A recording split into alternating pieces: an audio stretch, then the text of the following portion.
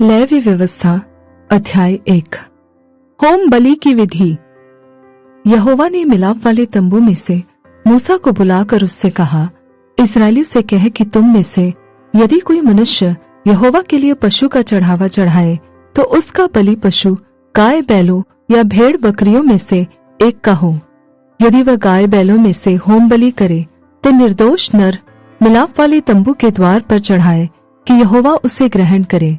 वह अपना हाथ होम बलि पशु के सिर पर रखे और वह उनके लिए प्रायश्चित करने को ग्रहण किया जाएगा। तब वह उस बछड़े को यहोवा के सामने बलि करे और हारून के पुत्र जो याजक है वे लहू को समीप ले जाकर उस वेदी की चारों ओर छिड़के जो मिलाप वाले तंबू के द्वार पर है। फिर वह होम बलि पशु की खाल निकालकर उस पशु को टुकड़े टुकड़े करे।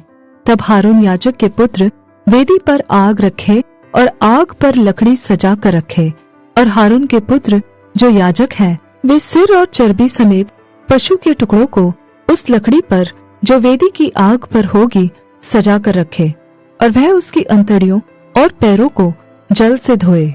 तब याजक सबको वेदी पर जलाए कि वह होम बलि यहोवा के लिए सुखदायक सुगंध वाला हवन ठहरे। यदि वह भेड़ों या बकरों का होम बलि चढ़ाए तो निर्दोष नर को चढ़ाए, और वह उसको यहोवा के आगे वेदी के उत्तरी ओर बलि करे, और हारून के पुत्र जो याजक हैं वे उसके लहू को वेदी के चारों ओर छिड़के, और वह उसको सिर और चर्बी समेत टुकड़े टुकड़े करे, और याजक इन सब को उस लकड़ी पर सजा कर रखे जो वेदी की आग पर होगी।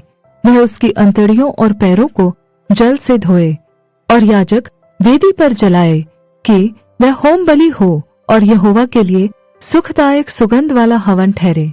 यदि वह यहोवा के लिए पक्षियों का होम बलि चढ़ाए तो पंडुकों या कबूतरों का चढ़ावा चढ़ाए। याजक उसको वेदी के समीप ले जाकर उसका गला मरोड़कर सिर को धड़ से अलग करे और वेदी पर जलाए, और उसका सारा लहू उस वेदी के बाजू पर गिराया जाए, और वह उसकी गलथैली को मल सहित निकालकर वेदी के पूरब की ओर से राख डालने के स्थान पर फेंक दे, और वह उसको पंखों के बीच से फाड़े पर अलग अलग न करे।